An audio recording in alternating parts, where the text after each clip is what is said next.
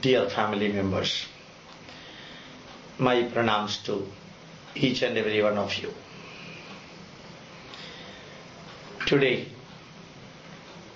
we will be discussing about few points connected with one of the questions asked. The question was, as a Hindu, what we should learn? In other words, as a Hindu, minimum what we should learn. For answering such a question, what we have done, we have compiled 41 points. 41 points include the homework that you have to do. I will explain those points. These 41 points, what I am telling to you, it is the minimum needed that you have to learn and you have to teach your children and your friends and relatives.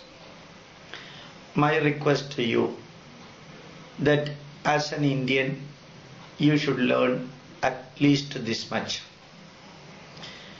The first point, our aim of learning Sanaathana dharma is mainly for understanding our heritage scientifically, logically and rationally. What should be the principle that we should make by heart? Kathopanishad gives one message. Uttishthata jagrata prapyavaran nibodhada. You should make it by heart. Uttishthata means gloriously stand up. Jagrata, be aware that you are not permanent in this world. Prapyavaran nibodhada, enlighten yourself by acquiring knowledge from the scholars. So learn this message, Uttishthata jagrata prapyavaran nibodhada, by heart. And at least one mantra that you should learn in your life. That mantra, Om Bhor Bhava Swaha, Om Tat Saviturvarenyam, Bhargo Devasya Dhimahi, Dhiyo Yo Na Prachodayat. O Lord Sun, you give light to all the celestial bodies. Just like you enlighten the celestial bodies, you enlighten we people also. This mantra is one of the greatest mantra given in all four Vedas. You should make it by heart. What should be our prayer? One of the greatest prayers given by Vivekananda Kendra Kanyakumari.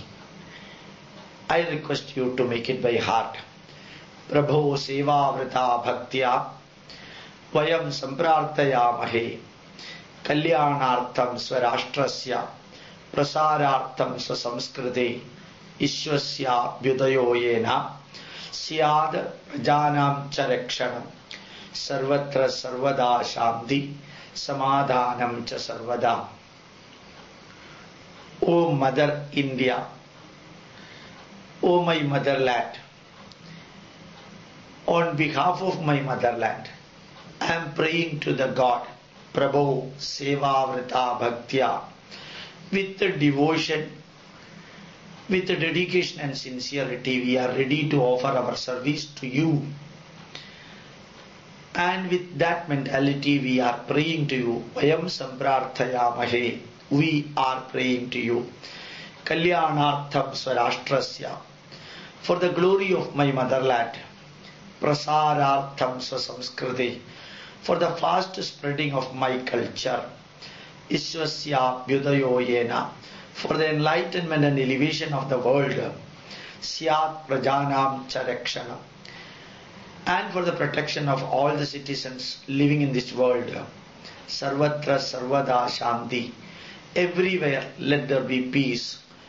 Samadhanam cha sarvada. The peace and tranquility and calmness, let it exist everywhere in the world. That prayer I will chant once again. Prabho seva vrita bhaktya vayam samprarthayamhe Kalyanartham Swarashtrasya Prasarartham Swasamskriti Sarvatra Vishwasya Abhyudayo Yena Syat Prajanam Cha Rakshanam Sarvatra Sarvada Shanti Samadhanam Cha Sarvada. Om Shanti Shanti Shanti. Now next prayer. Those who are Malayalis, they can understand this prayer very well. For others, those who cannot understand Malayalam, they can opt for their own prayer. This prayer for Malayalis, Keralites, Ariyam Tirayam Katyam Aravam Pole Nyangalam Mayayam Nin Mahimayam Niyum Ennullilaganam. O God, your words, your power and your omnipotent divinity should be there in my mind. ഒന്നൊന്നായി എണ്ണി എണ്ണി തൊട്ടെണ്ണും പൊരുളൊടുങ്ങിയാൽ നിന്നിടും ദൃക്കുപോലുള്ള നിന്നില സ്പന്ദമാകണം. After every second, every minute, every day, every month, every year, I do remember that one day I will be leaving this world. At that time, let my soul get rested in you, O God. For others, you can opt for any prayer. Kayena vacha manasa indriyayarva buddhyatmanava prakriti swabhavat karomi yadyat sagalam parasmai Sriman Narayanayeti samarpayami. The meaning is very well known. You can chant that mantra also.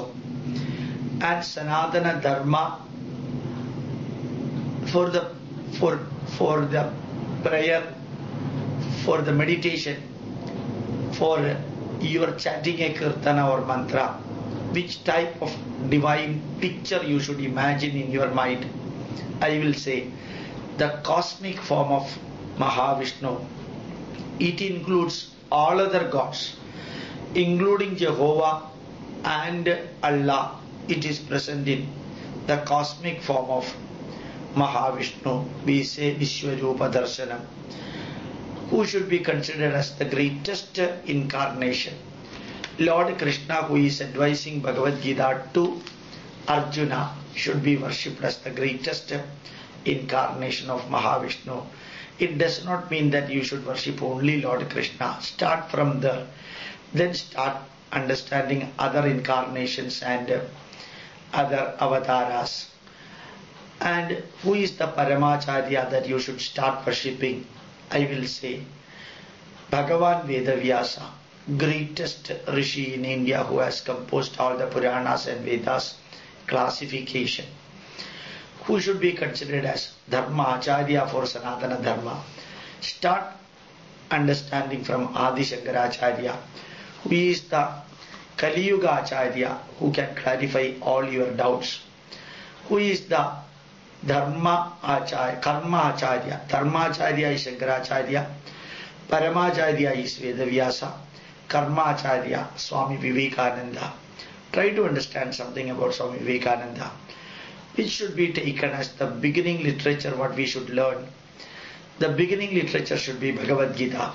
The 701 slokas of Bhagavad Gita. At least try to understand something about the messages given by Lord Krishna to Arjuna. And what are the names that we should learn? Learn the names of holy rivers of India, holy mountains of India, holy temples of India, holy literature of India, the great sages of India, great holy places or centers for pilgrimage, name of that. The great scientists of India, particularly ancient scientists. Learn some of the heroes in Itihasa, the epic heroes, the names of epic heroes, and learn few Puranic stories, and learn the names of deities and gods and goddesses. Also learn the names of historical players or historical actors of India, and the great memorials and the monuments present in India. I will repeat that once again. The holy rivers, holy mountains, holy places, holy literature, the great sages, the holy locations, kshetras, the great sages, like that, the great scientists, the heroes of Ramayana and Mahabharata, few stories from Puranas, and the names of the deities in the Puranas and given in other in Vedas, etc. Now, what we should celebrate? We should celebrate Shivaratri. While celebrating Shivaratri, give the message of Indian God concept, the concept of God, Ishvara Sankalpa in India. So during Shivaratri, it is inevitably you should conduct the classes and teaching, seminars, etc. The subject should be Indian divinity, Ishvara Sankalpa, concept of God. During Ramanavami, explain the roles played by each players in Ramayana, what the good things they have done, what the bad things they have done, and finally where did they reach, and so on. During Krishna Jayanti, the messages of Bhagavad Gita, particularly Jnana Yoga, Karma Yoga and Bhakti Yoga, on the birthday of Lord Krishna you should learn that. Then on Ayudha Puja day, one should understand the modern and ancient spiritual knowledge and scientific knowledge plus technical knowledge. On Dasara, learn about modern science and ancient spirituality.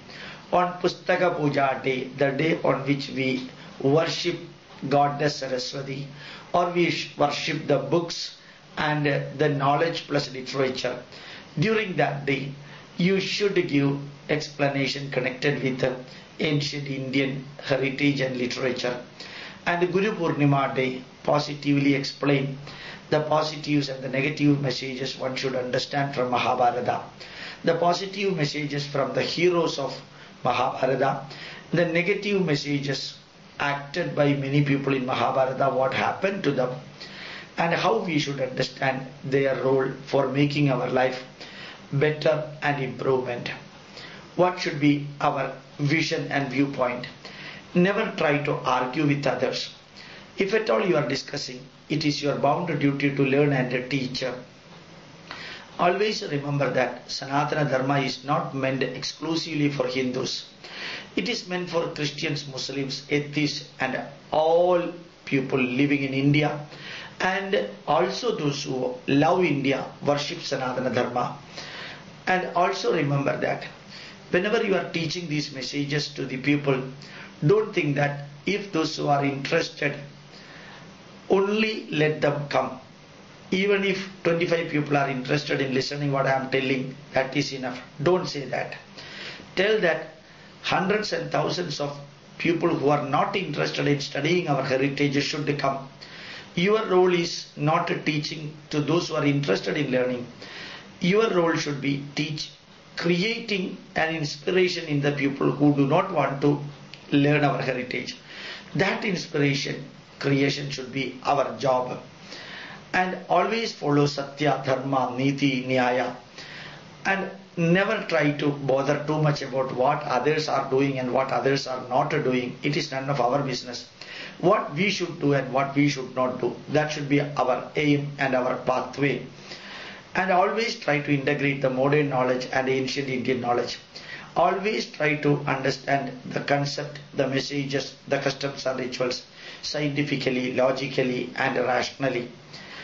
And don't waste your time for doing small matters. Don't think that man making is our role. Our role, our goal should be men making, making tens of thousands of people aware about our heritage. So don't waste your precious time for doing simple, cheaper things. And doing the useless things and wasting and concentrating on that is the insanity, or it is the crazy way of living. So do good things. Spend small time, little energy for doing bigger things and getting better results. Now what should be our action oriented?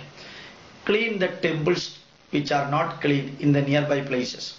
Serve the poor people, orphans, those who are sick, old age.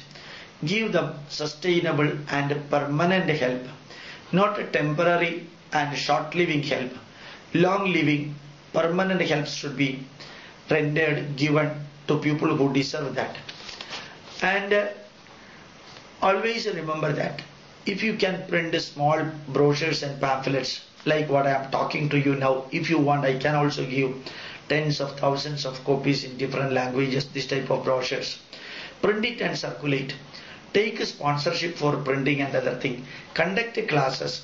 The expenditure for conducting classes should be shared from those who are participating in the class. And explain the stories, explain the experiences that you have gained, and also explain the messages to others. Conduct simple and low-cost, effective classes. Don't try to hold highly expensive classes and other thing. And always reject non-vegetarian food. Strictly follow vegetarian food in your life. Never take liquor, and try to prevent those who are taking liquor. And always follow, I repeat, Niti, Nyayam and Satyam, Dharmam. Aniti, Anyayam, Asatyam, Adharmam should be rejected always. And next line, at least to do this once in your life. You visit 7 holy temples in your state. Minimum 7 holy, great, famous temples in your life. At least visit and worship. Go for a pilgrimage in North Indian temple. Rishikesh, Haridwar, Badrinath, Kedarnath, Kailas, Amarnath, Vaishno Devi. At least one of the temples in your life. At least listen completely one Veda. One Veda you should listen completely. At least once you should learn, once you should read Bhagavad Gita completely. And learn at least one Upanishad. So, visiting 7 glorious temples in your state, at least visiting one of the temples in North India, and listening at least one Veda, and reading Bhagavad Gita at least once, and try to understand about Sanaathana Dharma through this pathway. And then, how to learn our heritage. First thing I would like to tell about Puranas. Take minimum 25 stories from Puranas. Analyze the stories scientifically, logically and rationally. Not merely analyzing the stories. After listening or making others listening the stories, analyze that by asking question. What are the messages that you have learned from these stories? What are the good, ideal, adoptable and adaptable messages one should learn from every stories? Never try to justify a Puranic story as history.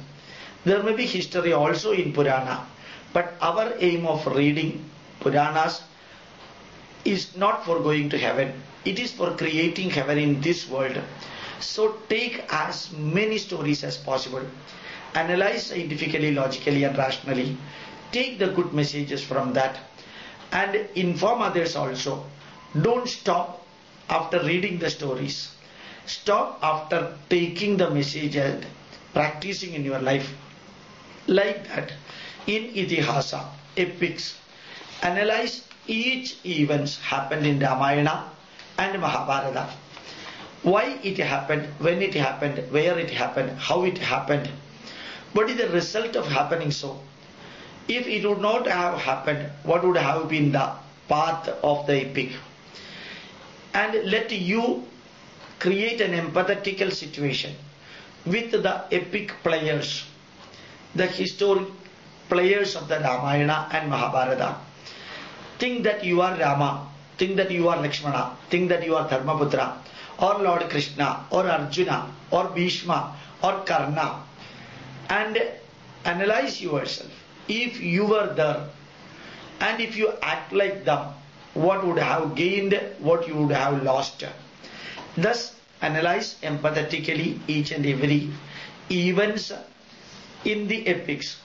Analyze each and every stories from the Puranas. So I have told you about Purana and I have told you about Itihasa. Now I would like to tell about Vedas. Learn minimum 100 messages from Vedas in your own language. Each message given in Vedas is applicable for anybody in the world. All the 701 crore people living in the world, they can adopt and adapt Veda mantras and take the Vedic messages. I would like to tell you that Veda mantras learning is meant for everyone in the world. It need not be considered as the property of Hindus alone. It is the property of everyone living in this world. Satyam vada, tell the truth. That is one Vedic message. Dharmam chara, follow the pathway of dharma. It is the second message. Swadhyayan ma pramada, never deviate from learning whatever you are expected to learn. Satya na pramadidavyam, never deviate from truth. And so on. Matradevo bhava, let your mother get herself enlightened, elevated to the level of God. Pitradevo bhava, let your father get elevated to the level of God. Acharya devo bhava, Rashtra devo bhava, Tamaso ma jyotirgamaya, Asato ma sadgamaya, Mrityor ma amradam gamaya. So many messages are there like this. Minimum 100 messages. Learn the messages, need not be exactly the Sanskrit verses. If possible, learn that also. Uttishtada is a Vedic message. Gloriously stand up. Jagrada is a Vedic message. Remember that you are not permanent here. Prapyavara Nibodada, enlighten yourself by acquiring knowledge from the scholars, is a Vedic message. Like that you can learn, you have to learn hundreds of messages of Vedas so that you will understand what is the role of Vedas in Hindu Dharma, what is the role of epics in Hindu Dharma, what is the role of Puranas in Hindu Dharma. Now learn at least 18 names of Upanishads. There are 108 Upanishads. And try to understand what is meant by absolute truth. And also try to understand what is meant by relative truth. There are absolute truth and relative truth. If you can understand the absolute truth and relative truth, then you can easily understand every Upanishad. Then only you can understand what is exactly meant by Puranas, Itihasas, Vedas and Upanishads. So after that, you have to analyze the acharas. Take a dozen of acharas which can elevate you mentally or psychologically. The acharas connected with mental elevation, like reading Ramayana, understanding Mahabharata, taking the blessing and giving the blessings, prayer, understanding the messages of Bhagavad Gita, and doing the meditation, doing the pranayama. These are all connected with mental elevation through acharas. And acharas connected with elevating the body, doing the yogasana, doing Surya Namaskara, getting up early from the bed, sitting on the bed and doing the prayer, touching the floor for diffusing the biostatic electricity. You are sitting on the bed and praying because the horizontal body, when it becomes vertical, the pressure jerk exerted in the heart, that can even lead to heart attack. And also a prayer before taking food. The salivary gland will become active. Early morning after getting up, you should take bath. Never delay it. Your external body should become clean. As I told you, you have to do 5 Surya Namaskaras minimum. Each Surya Namaskara has got a 10 yogasana. If you are doing 5 Surya Namaskara, it is equal to doing 50 yogasana. Yogasanas and Surya Namaskaras are told as the latest, the king of the exercises. And also evening, morning you should pray. And try to play also in the soil, in the rain, in the hot sun, in the cold winter, so that your body is getting accustomed with the environment and nature. That is what our forefathers did. And also the third, the customs and rituals, elevating your mind, customs and rituals, elevating your body, customs and rituals, enriching the family relation, the wife, husband, father, mother and children. The relation like all the 16 sacraments, Shodasa, Kriya, and everything connected with your birthday celebration, Shashtibda Murti celebration, Shatabhishekam celebration, housewarming celebrations, and puja performance, pilgrimage, and marriage ceremony, death rituals. All these are directly aimed at enriching the relation among the family members. Even Kudumba Devada Sankalpam, family deity Sankalpam, Grama Devada Sankalpam, these are all meant for enriching the family relation. And the customs and rituals aiming at social bondage. All Indian celebration like Dasara, Holi, Vinayaka Chaturthi, Ganesha Chaturthi, Janmashtami, and the pilgrimage towards Kedarnath, Badrinath, Kailas. All people go together. It improves and increases social bondage. We invite many people for the wedding ceremony. Many people attend the funeral rituals. They come of their own after death of an individual in a family. Many people come. It shows the social bondage. Many people come for attending the marriage party. It also shows the social bondage. These are all the customs and rituals needed for enriching and empowering the social bondage. And the fifth type of customs and rituals, acharas. It is the national integration. You know, early morning after getting up, we take the bath and touching the fingers in the bucket water, we say Gange cha Yamune chaiva Godavari Saraswati. And we always pray Ashwatthama, Balivyaso, Hanumamscha Vibhishana. Chiranjeevi names we remember and pray. Ahalya, Draupadi, Sita, Tara, Mandodari, Tada. And the names of the river, names of the mountain, names of many holy places. Ayodhya, Madura, Maya, Kashi, Kanchi, Avantika. Remember that all these names are not written after 1947, August 15th. These names we used to chant for the last 3,000, 4,000 years. India was one, India is one. And you know that Sri Rama started from Ayodhya and reached up to the Kollam district of Kerala. From Hastinapura started Pandavas and reached up to Palakkad district of Kerala. This is what Aidhihyamala tells or Itihasam tells. It shows that from Treta Yuga and Dwapara Yuga, India was one and India is one. Not that English people made us one. English people might have made us like one in a narrow-mindedness. So, we should learn about 20 acharas meant for national integration. You think about it and you do the homework. 20 acharas connected with the social bondage, enriching and developing social bondage. Try to understand and analyze 20 acharas connected with the family relation. Try to understand the 20 acharas connected with the elevating the body and its health. And also understand in minimum 2 dozens of acharas meant for elevating our mind and taking our mind from negative to positive. That is what is the need of the hour, for which acharas are there. And try to understand what is meant by anachara. Many acharas are not necessary for the 21st century life. All the acharas which are not necessary for the modern life, we have to discard that. Those acharas are known as anachara. Similarly, some acharas are known as durachara. They create negative effect in our life. So those acharas which are irrelevant are known as anachara. Those acharas which can create a negative for our mind, body, family, society and nation, those acharas are known as duracharas. So we should understand sadachara, anachara and durachara. And we should understand what is the meaning of temple worship. Systematically try to understand why to go to temple, how to go to temple, what is meant by Panchashuddhi, Sharira, Mana, Vak, Karma, Ahara Shuddhi.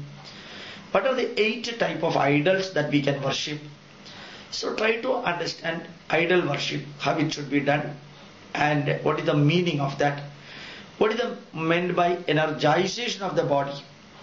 Through energization, the temple is enriching you. Light energy, heat energy, sound energy and chemical energies are supplied to our body other than mental concentration. This is what is meant by temple worship. Remember that all other religion people also worship idols. In Kaaba, A Shivalinga is kept, a 32 centimeter diameter Shivalinga has been kept by Prophet Muhammad. They are doing the Pradakshinam for that Shivalinga. And you know, in Christian churches, you can see very many idols of saints, Jesus and Joseph, Mariam is kept. They are all standing in front of these idols and doing the worship. Not merely Hindus do the idol worship, all others do the idol worship. After understanding what is meant by temple worship, you should understand what is meant by Trimurti Sankalpa and Trishakti Sankalpa, Brahma, Vishnu, Maheshwara, Saraswati, Lakshmi, Parvati concept. Remember that Brahma, Vishnu, Maheshwara did not accept. It is a concept. Trimurti Sankalpa. Trishakti Sankalpa. It gives glorious scientific messages. The creation is through Lord Brahma. Brahma has got 4 heads. 4 heads represent x-axis, y-axis, z-axis and a time axis. Mahavishnu, the color itself is blue, the color of ocean and color of sky, which shows that Mahavishnu is not an individual like a human being like us, but it is the symbolic embodiment of the cosmic form, where we say Ananda Shayanam, Nandam, Na Madhyam, Na Punastavadim. We say Lord Shiva.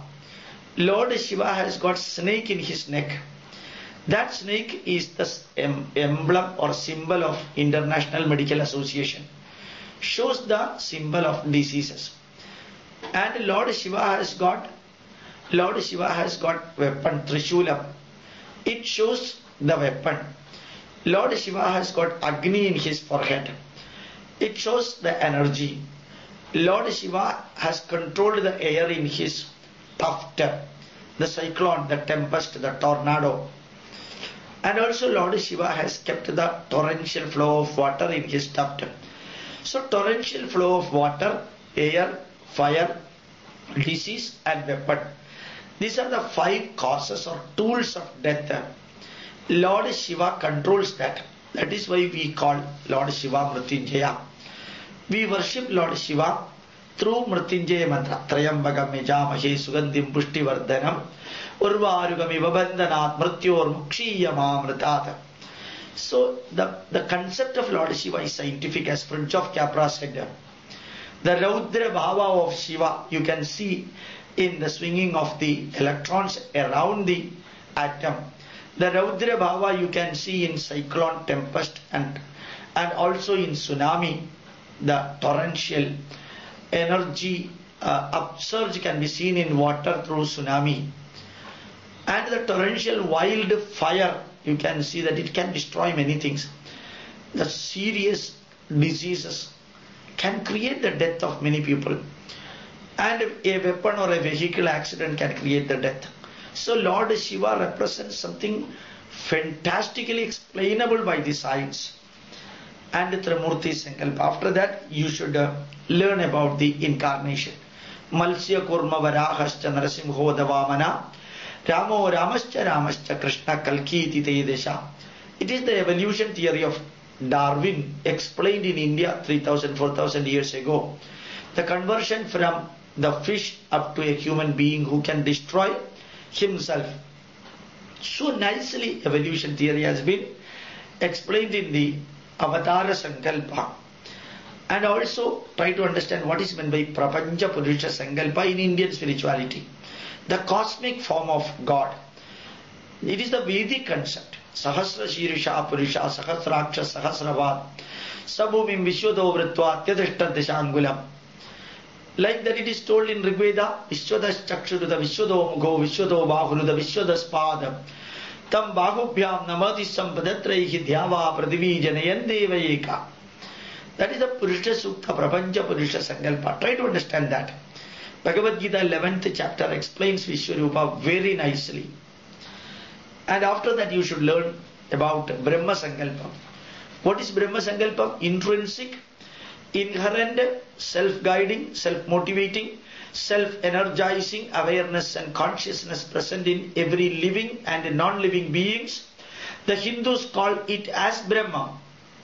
So intrinsic, inherent, self-guiding, self-motivating, self-energizing awareness and consciousness present in living and non-living being.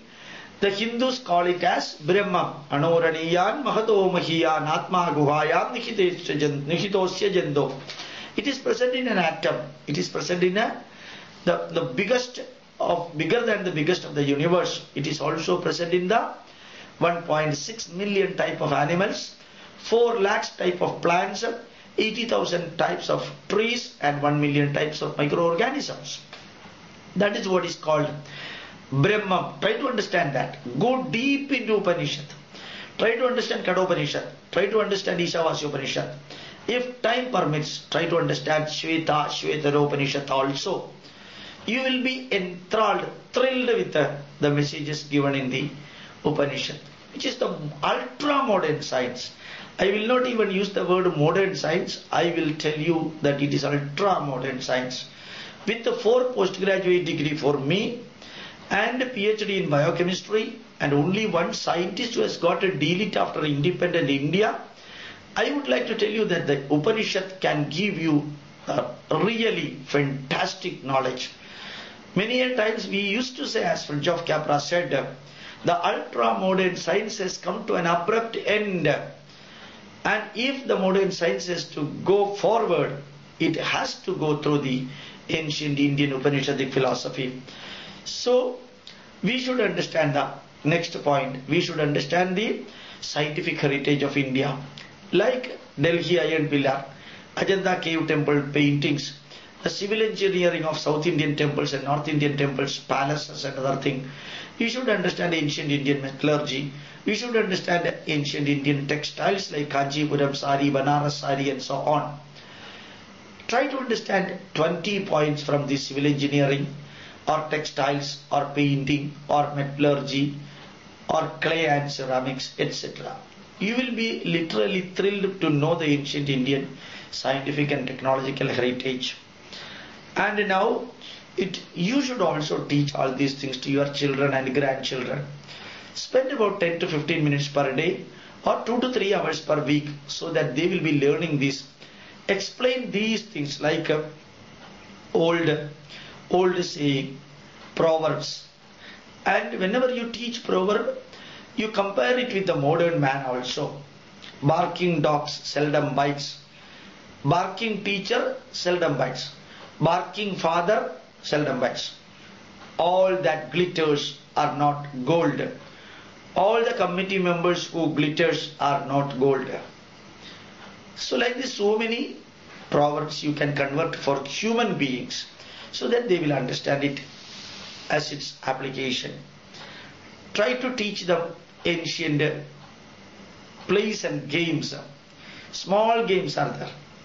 Indoor games using the tamarind seed, using stones, using the coconut leaf rib, and using sand, etc. Teach them simple ancient type of games. And what should be our principle of our life? I will say, get up early morning before 5:30 and sit on the bed and pray. Touch the floor and diffuse your biostatic electricity. Take early morning bath. Spend a minimum 10 minutes morning and evening prayer. Do 15 times pranayama or deep breath. And definitely do 5 Surya Namaskara. Drink 3 to 4 glasses of water morning so that your blood will be purified. By doing pranayama, your lungs will be purified. By doing Surya Namaskara, your skeletal joint will be smoothened. And inevitably, there should be a tulasi plant in your home. Evening and morning you should light the lamp. And you should keep a smiling face in your family. Don't think that God will give all the positives to you. It is your responsibility to create the positives in your family. And always talk mildly and softly. And always give the messages. At least once in a day, take food together, wife, husband, children, mother, father together. And spend together minimum half an hour with all the family members. Whatever may be the load of work that you have got. Create a glorious environment in the family. Celebrate all the good celebrations and festivals. Go outside and celebrate some of the good outside celebrations also. And try to listen, watch, discuss, and think and act nicely and positively. Try to listen good and make others listen good. Try to watch good and make others watch good. Try to discuss good and make others discuss good. And try to think good and make others think good. Try to act yourself good and make others also do good for others. And keep a good positive mind. Always convert the negatives into positives. And remember that there are negatives and positives in the life. And remember that there are laughing and crying in the life. And remember that there will be profit and loss in the life. Keep a stabilized mind as far as possible. Don't think that when you are sick and you are too old, another thing. How long you are living is less important. How you are living is more important. You may be living 80 years or 85 years. That is not a great thing. But your life should be useful, fruitful, purposeful and peaceful for others. So live a happy, prosperous, useful, meaningful life for yourself and for others. God will never give you heaven or hell. We create our own hell and our own heaven. For every action, there is an equal and opposite reaction. This is the Western philosophy. Indian philosophy is that for every action, there is an equal and opposite reaction to be experienced by the actor. For every action, there is an equal and opposite reaction to be experienced by the actor. The Western philosophy is the survival of the fittest. Indian philosophy is survival of the glorious. And that is the